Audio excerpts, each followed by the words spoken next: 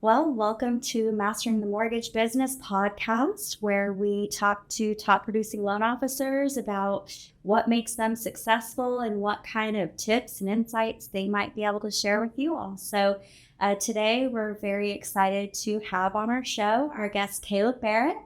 And Caleb's been in the real estate finance industry for about 13 years and now is making some waves in the greater Nashville area, and just wanted to talk to him about, what his story and journey is looking like. So thanks for being on the show, Caleb. Yeah, thanks for having me. I appreciate it. Yeah. So, this market has been a little bit crazier than some other markets, although I feel like every time there's a new market, we just say, this is a crazy market.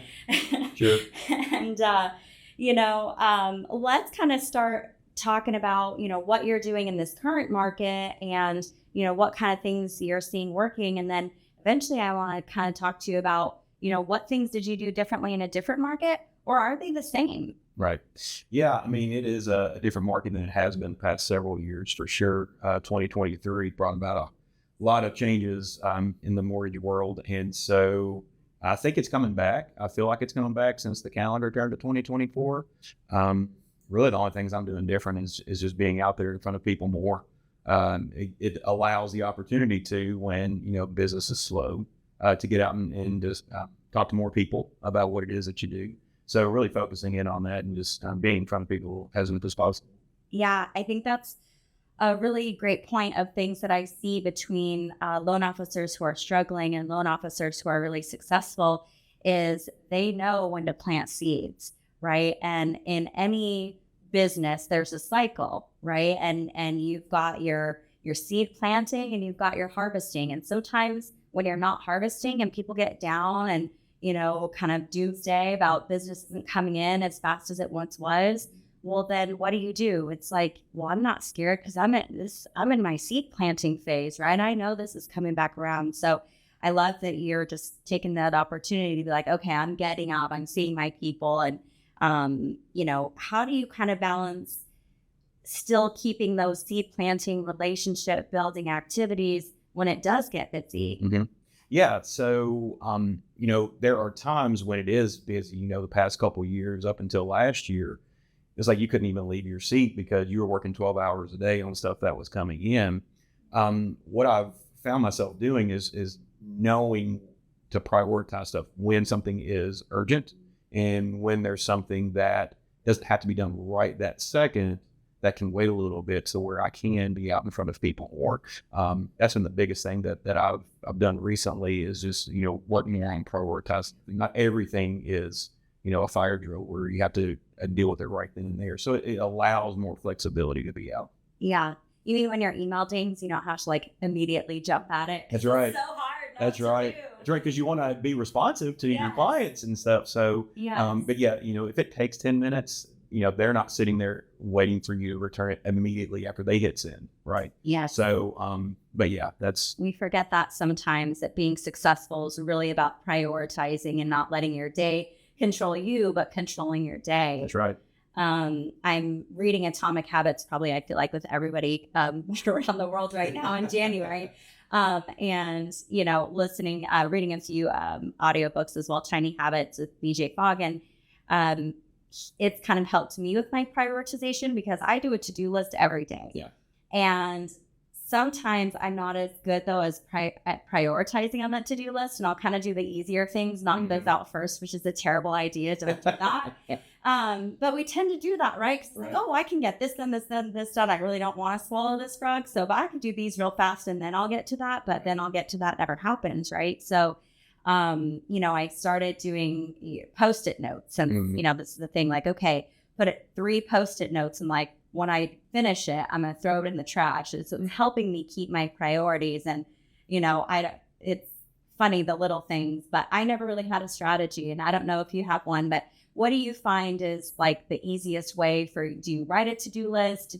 How do you prioritize what you're going to do that day? Yeah. So a lot of it is done the night before. I was actually having a conversation with my wife last night about it, where, I don't like to have things hanging over my head for the next day because you never know what the next day is going to hold. And so if I can get it done, maybe it'd be a little bit later at night to go ahead and do that. That way, whatever happens the next day, I'm prepared for it. I'm not, backlogged with stuff that I could have already done. Also, too, I keep multiple calendars. So I've got my calendar on email. I also have a desk calendar that I write everything down too. So it's like I have easy access to know, what I've got doing that day, that week. And it helps me prioritize, when I can do things and when I can be at my computer, when I'm out and meeting with people. Yeah. Yeah. And what would you say, like a successful loan officer, somebody who's either getting new into the business and trying to develop what their calendar looks like, or somebody who's maybe been in the business a long time, but kind of wants to level up their game and have more success? What do you see calendar wise that you really like to spend your time or can recommend to people to spend their time on, like business producing activities versus in-office stuff versus meeting people? Like, how do you really decide how you're going to plan your day and what it is you want to fill your week with? Yeah. So a lot of it depends on when things are happening, right? And so if you're doing a lot of networking or you're getting out and meeting people, a lot of it is determined by when those things are actually happening, right? And so looking out 2, 3, 4 weeks in advance really helps to know how to schedule my calendar. Okay, maybe I'm doing this at 9:00 this day, but there's another networking event the following day that's at 4, right? And so just being prepared a few weeks down the road really helps. And it is just figuring out what it is, when you work best doing certain things, right?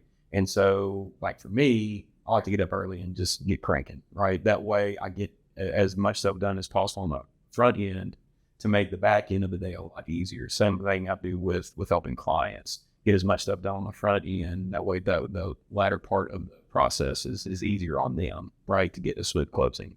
I think that's the biggest thing though, is just knowing what works for you.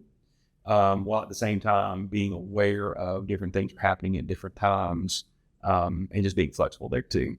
Yeah.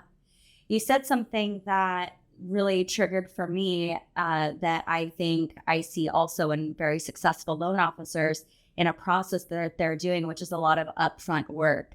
And, it makes me really nervous when people are talking to a loan officer and the loan officer just writes them a pre-approval and they just basically have like a half filled out application and they're like, yeah, sure, go ahead, go buy a house.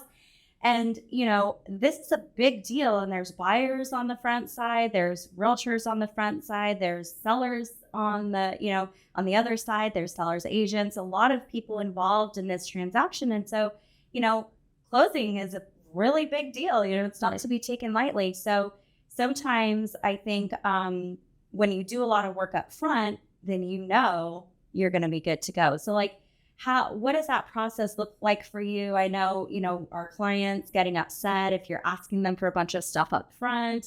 Do you explain to them why you're doing it? Tell us kind of like, how does that pre-approval process go for you? Yeah. So I like to do as much due diligence on the front end as possible, especially when somebody has their income is anything other than a salary, right? Because at that point, it can vary, right? Do you always get 40 hours a week?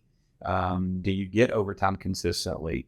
Are you self-employed? A lot of times people know what they make, but they don't necessarily know what the bank looks at for qualifying income, right? A lot of times those are two completely different Totally things. Different, yeah. Right.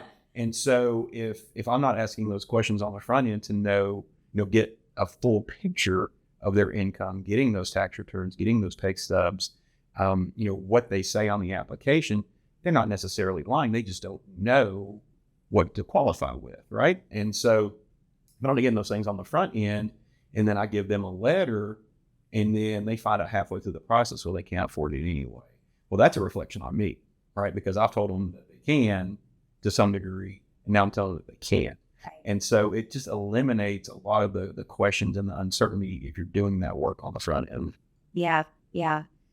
I think I always say, I'm too soft-hearted to not do all the work up front because I don't have the heart to tell somebody that the underwriter didn't look at it the same way I did. And it sounds like, you follow that same philosophy.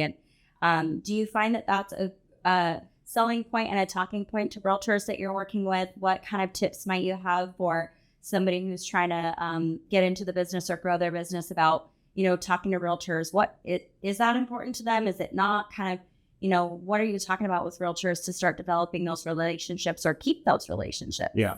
Yeah. I think, the biggest thing for me when developing relationships with realtors that I found works best for me is instead of telling them things, showing them, right? And so every transaction is a new opportunity to work with a realtor, both on the buying and selling side, right?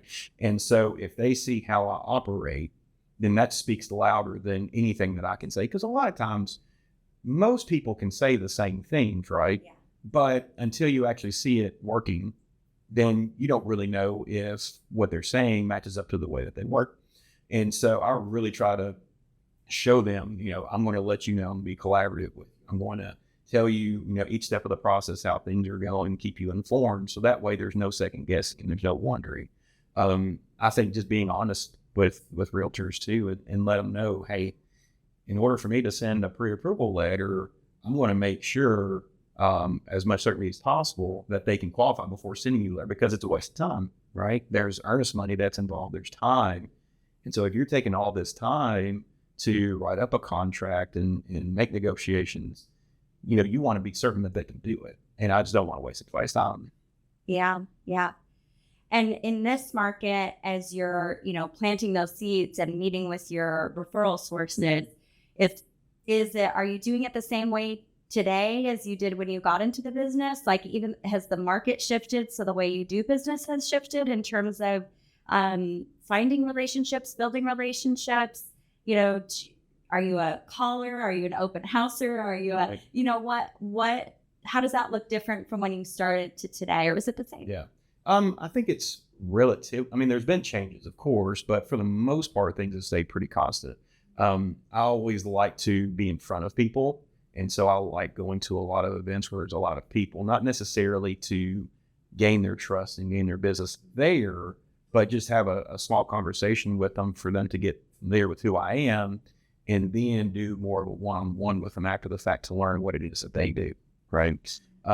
A lot of times, us being in the mortgage business, we do rely heavily on realtors, right, for business, because they're talking to buyers and sellers. We've got the same client. So Exactly. And so while there's still a focus there, also branching out and meeting with other centers of influence, whether it be CPAs, lawyers, anybody, because at some point in time, most everybody's going to buy a house, or they know somebody's going to buy a house. And so just really casting a wide net on people that I like to network with and talk to, because you never know with every interaction where that's going to lead, right? So I really try to branch out and talk to as many people as possible and meet with them. I think it goes without saying, every time I talk to somebody, it always kind of comes down to the grassroots of, the market changes and things happen. But the reality is, just getting in front of people is the all-time fail-safe sales strategy, right? There's no magic pill to it. There's no secret. It's just getting out and meeting people, as many people as you can, and getting one-on-one time so that they can, feel your honesty. And like you said, then hopefully they give you an opportunity to prove how you really work and communicate, because, a lot of loan officers are out there saying the same thing, but you're going to really show them, that you're different. Right. So, yeah. And you never know, right? Because, if you're not doing anything, nothing's going to happen. Right. And so the more I found, the more active that I am in meeting people, something may not come from that interaction that I'm having right now, but it's amazing how something else will happen that is not connected to that at all. So if I'm sitting there at my computer and I'm waiting for somebody to call me, nobody ever called me. But if I'm going out and I'm going to, whether it be an open house or meeting with somebody one-on-one, then all of a sudden I'm getting a phone call from somebody that found my information online. It's just funny how you have to be active in order for stuff to happen. Yeah. It's like that law of attraction. And sometimes you're, going back to the seed theory, I hate that I keep repeating this, but you're throwing a bunch of seeds out and something may not grow over here. and something grows over here. You didn't even plant a seed over there, but somehow it came about. But as long as you're out there tending to the garden, it's going to pop up somewhere. So you just got to keep the activities going, and the business is going to come, one way or another. That's right. I think that's a pretty powerful point. Is there anything, like when you started out in the business, is there anything that you would say to your younger self about, hey, it's going to get tough. You're going to get some gray hairs, but keep going. Or, hey, don't spend so much time on this activity. It's not really worth it. Or, don't compromise your values. Anything that you've kind of learned over your years of success that you would kind of go back to your younger self and give advice? Yeah. I mean, I would say just continue to hustle. Because, starting out, you have these big dreams of how you're just going to crank it out, right? You're going to be in the mortgage business and you're going to just do well because, people may know who you are and they're just automatically going to send you deals. That is not always the case, right? Wouldn't it be nice? It would be. It would be. But, there's however many more mortgage loan officers, and just speaking in Middle Tennessee, there's so many that have already developed relationships with other people that, somebody's not going to send you business just because you started, right? You have to earn it, right? And you have to continue to be out there and continue to hustle, because, as we see with realtors, there's always new ones coming into that don't have those relationships. They don't know who you are. And so getting in front of them to, discuss your business strategies helps. But yeah, always, continue to hustle would be the biggest thing. Yeah. You made me think of something when, it's even people getting into real estate and when people are starting a new business, the sad truth is any business that you're going to start, really, you're thinking, oh my gosh, I have all these friends. I know all these people. I'm going to be so busy because I know 400 people. Everybody needs to buy a house. I'm going to be killing it. Right. But the reality is your friends and your family aren't always sending you business. And even people that you think are going to send you business, you might find don't. So I'm curious if this has ever happened to you where a close friend or a family member or a realtor that you thought was, doing a lot of business with you, maybe use somebody else. Have you ever been in a situation where you're like, oh my gosh, I can't even believe that they didn't call me or didn't go with me? Oh yeah. I mean, I like to win, for sure. And so whenever they're, like you say, whether it be a friend or a realtor that I do have a relationship with, that whenever they use somebody else, it does sting, right? Because you thought that there was a relationship that you had fostered to where they would send it to you, but you don't know the situation of, their client either, right? And so maybe it was you couldn't help them, or maybe the person that they went with, based on that particular situation, was just a better fit. You just don't know. Right. And so, sometimes I do take it personally, but on the flip side of that too, you just never know. You can't take it personally. It's hard not to. Right. Yeah. And especially, you can't dwell on it either. That's true. Right. Sure. Because if you dwell on it, then, you're just putting yourself further and further back because you're not continuing to do those things that make you successful to begin with.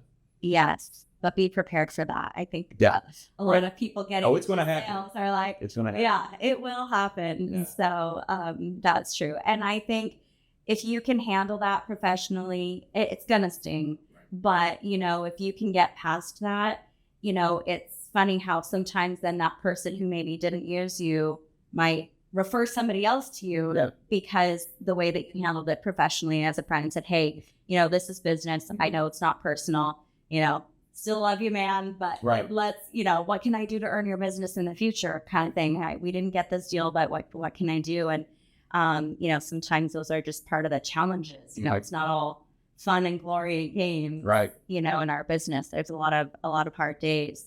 Awesome. Anything that you think is something that somebody can do right now, anything that they can change or that they should try to adopt a specific habit that would potentially lead them to more success? Right.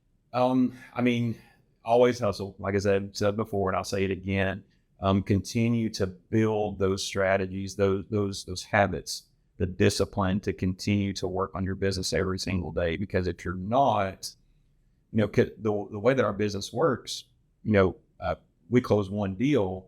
It looks like we closed one deal, but there's 3 to 4 months maybe that you've been working on that one deal, right? And so you have to continue to build your pipeline and continue to work on those strategies that have made you successful. It may take a little bit of time starting out, but it does pay off, because once you get that pipeline built up of centers of influence, of people that you're constantly meeting with, it just continues to feed on itself. Yeah. And we're kind of talking to folks about how to, be the best in their business, in the mortgage business. But I'll ask you kind of the same, because what you're saying makes me think about buyers too. So I'll ask the same question really in terms of a buyer. What would you say to a buyer who's maybe thinking that they can't qualify, or they can't buy, or are interested? What advice would you have for them? Yeah. So, the media talks a lot about the mortgage business and the real estate market, right? And so it's hard to decipher what's true and what's not true. And the best thing that I could say is, go with somebody, talk to somebody that you trust in the mortgage business. And, they can help you. If you're not ready yet, that's fine. They can build a plan to get you there. A lot of people aren't ready right now to buy a house for whatever reason. And so the biggest thing that I would recommend is getting in touch with somebody as soon as possible. If you think you're looking to buy a house, go ahead and talk to somebody now. So that way, when the time comes, you want to buy, you're prepared to do it, instead of thinking that you are, but no, you're another 6 months out because you didn't plan. Yeah. And the reason I think that that's a good question, even for the people listening, is because they should be saying those types of things. We should all be saying those types of things when we're talking to buyers, because every buyer is important, and not every buyer is going to be able to buy immediately, right, but they want to buy, and they will buy one day as long as they have trusted expert advice. So if they're connected with the right person who cares, like yourself, they're going to be able to get there one day. Right. And I would say, what for a buyer or a realtor that's shopping loan officers or talking to different people. Like you said, there's tons of mortgage companies out there. There's tons of loan officers. So what would you say for a realtor or a buyer about, what makes you different from the next loan officer that they might talk to? Or what should they be looking for? What kind of questions should they ask to make sure they're aligned with the right person? Yeah. I really, with every interaction, try to do my absolute best for them. Obviously, I've bought some homes myself. I live in a house and I've bought it. So it can be a nerve-wracking experience, right? And so if you don't know, if it's the first time you bought a home, there's a lot of things that you don't even know what to ask sometimes, right? You don't know what you don't know. No, exactly. Exactly. And so, having that trusted person is so vital, right? And that's what I was just trying to be. I say, ask me any question and I'll be honest. That's the way that I operate. And, when I'm looking at, adding realtors to my centers of influence, I tell them, listen, I can tell you anything. I can say anything I want to say. Just try me. That's the best way that I can show you how I operate, is showing you how I operate. And then you can decide from there if you want to continue working with me or not. That strategy works for me, and I've had pretty good success with it. Yeah. So when you're talking to realtors, right, we often talk about, okay, a loan officer is asking we want to work with them, right? But there's a true synergy and compatibility about them wanting to work with us as well, because it's needs to be such an important, well-oiled machine to work together. And we have to make sure the communication is the same, and the way that we talk to our clients is the same. We're really an extension arm of that realtor and their whole team. And so I don't know your thoughts on kind of, if you go out and meet some realtors at an event or something, do you work with all of them, or are there particular, is it kind of I don't choose to necessarily work with that type of person, or, how do you choose what kind of realtors that you want to work with too? Yeah. It's not just, I think a successful loan officer doesn't just work with anybody, right? Am I wrong in that? Or what do you think? What are your thoughts? No, I don't think that you're wrong. And I think, and it's with any industry, right? And trust people that you feel confident with and know that they're doing a good job. And then there are other times when you come across people that maybe you don't like the way that they operate, even though they may be really good at what they do. Your personalities just don't jive, right? Right. And so, that's definitely a possibility. And I could be the same way. There may be people that our personalities just don't mesh and they don't want to work with me. I understand that. I try to be, upfront and as close to my true self as possible with everybody. And sometimes you just can't make friends with everybody, and not everybody's going to do business with you. And you have to understand that and have to have thick skin to know that, but that doesn't stop you from continuing to try to foster those relationships. So, long story short, I think that, trying to work with everybody is a good strategy, but knowing and understanding that you're probably not for many different reasons. But it shouldn't stop you from continuing to pursue those. Yeah, that's a great tip. All right. Well, I think anything else that you wanted to share or just last thoughts or comments? Well, 2023 was rough, right? And so we did learn a lot from 2023 that can help us in 2024. But at the same time, too, and I don't know if you've seen this, but it feels like ever since the calendar turned to 2024, there's been an uptick in activity, right? People that are really wanting to purchase a home. And, rates have definitely is starting. That's right. Yeah. That's right. And rates have helped some with that, right? And I was thinking about this earlier today. I think there's another factor that's involved in that as well. And that is, for the 5 to 6 years previous to 2023, there was all this activity going on. People were buying and selling and moving every few years. And then 2023 almost put a halt to that to some degree. And I think people have gotten to the point to where they're ready to make that move again, right? And so they're wanting things to get to what we would think of as normal. And I think that has played a factor in the increase in activity to start this year. Just as much as any type of rate reduction, as people are just wanting to get back to that sense of normalcy. And while rate is definitely a part of it, I think there's more factors other than the rate that is pushing people to really look at buying this year. Yeah. Well, it's very clear that helping people make that a reality is important to, not just from a business standpoint, but just from a personal standpoint and how that feels. So that definitely comes across and into what clearly makes you successful is, I can tell you've got a heart for the people that you're doing it for. Yeah, absolutely. Absolutely. Yeah. All right. Well, awesome. Thank you so much for sharing all your tips. I hope that y'all found some good nuggets in there to take away with and to put into your business and to think about to make yourself successful. So thanks, Caleb, and y'all have a good day. Thank you. Go. 10 minutes more. All right, we need to do that whole thing again. I'm scared.